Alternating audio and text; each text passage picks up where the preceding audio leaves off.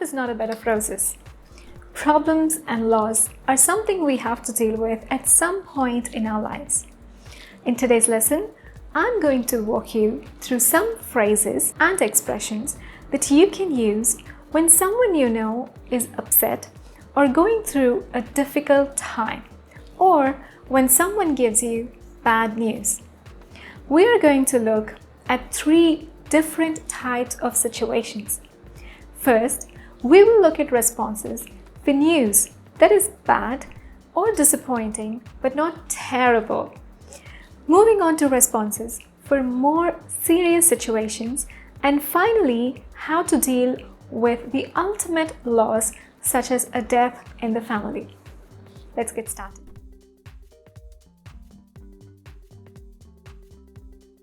Not being able to get together, falling sick, losing money or valuables are bad things that could happen to someone, but they are not terrible things.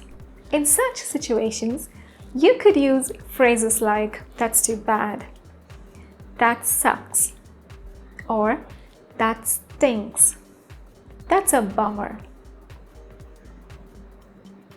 "What a shame," "It's a pity." All of these phrases are informal and show that you're sympathetic towards the other person's pain. Let's look at some example dialogues. "Hey Raj, where are you leaving for your cousin's wedding?" "I'm afraid I can't make it to the wedding. We have a client visit that week and my boss wants me to assist him." "Oh, that's too bad." In this dialogue, Raj's sentence starts with an interesting phrase. I'm afraid I can't attend the wedding." In this context, Raj is not actually scared, but he's disappointed that he couldn't attend the wedding. It's a phrase we use to give bad or sad news. And you say, "Oh, that's too bad." You're sympathetic towards his situation. Let's look at another example. "Why the long face, Aditya? I failed the math exam and now Dad wants me to stay home and study instead of going to Sam's party." "Ah, that sucks." "Why the long face" is an informal way of asking why someone looks sad or upset. "That sucks" or "that stinks" is used to say that a situation is bad. Let's look at another example.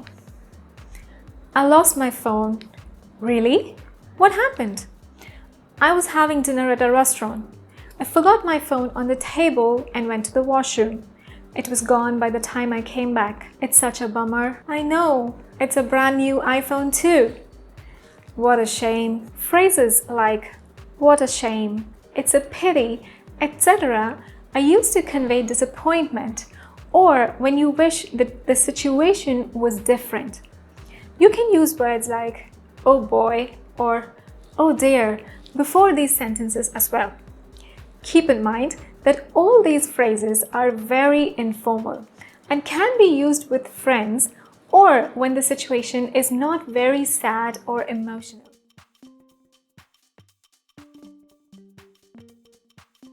Losing someone's job, getting seriously ill, or going through a bad breakup can be considered as more serious issues. In such situations, you can use expressions like, "I'm sorry to hear that," "That's terrible news," or "That's dreadful news." You can also say, "That's awful," or "That's unfortunate." You can follow up those expressions with expressions like, "It must be hard on you," or "must be tough on you." Let's look at some examples. "Hey Seema, you look down." "Yes, I found out last week that my mother has Alzheimer's. I've been in and out of hospital since trying to find the best aid for her." "I'm sorry to hear that. Must have been difficult for you." "It was. But I found a good senior home that would take her in while I'm working." Remember that we don't say "that's too bad," "that's a pity," or "that's a shame" when you're dealing with very sad or emotional situations like this. Here's another example. "What's wrong, Sid? You look miserable. My company let me go because they're cost cutting, and now I'm looking for a new job. That's terrible news. How are you holding up?" "I'm alright, but I don't know what I'm going to do if I don't find another job soon." "Well, I hope you find something soon. In the meanwhile, don't hesitate to ask me if you need anything. How are you coping? How are you holding up? They're phrases to ask how someone is dealing with a bad situation. Let's look at another example. My son took my car without my knowledge and then got in an accident. Oh dear, is he all right? The front of the car was smashed and he got a few broken ribs. He got admitted to the hospital for a few weeks. That's unfortunate. Must be tough on you. Thanks. It was. How is he coping? He'll be fine in a couple of months. Let me know if you need help with anything. Sure. Now let's look at some situations that deal with extreme loss. Like a death in the family or going through a divorce are extremely sad situations. In such situations, we want to offer condolences and words of comfort to the grieving friend. You can use expressions like, "I'm deeply sorry." For example, you can say, "I'm deeply sorry to hear about the loss of your father." You can also say, "I'm so sorry for your loss. I can't believe she's gone." A more formal way of giving condolences would be, "Please accept my condolences." You can also say, "I can't imagine what you must be going through." This is an expression which conveys that you acknowledge their pain. You can also say, "I don't know what to say," and it would be an appropriate response to say in a very sad situation because words are usually not enough to convey what we feel. Grief, your friend usually wouldn't be in a state of mind to take care of the household chores or personal things. You can offer help using expressions like, "I'll bring food tomorrow. Don't bother cooking anything." Or, "If you give me a list of things you need, I'll go grocery shopping."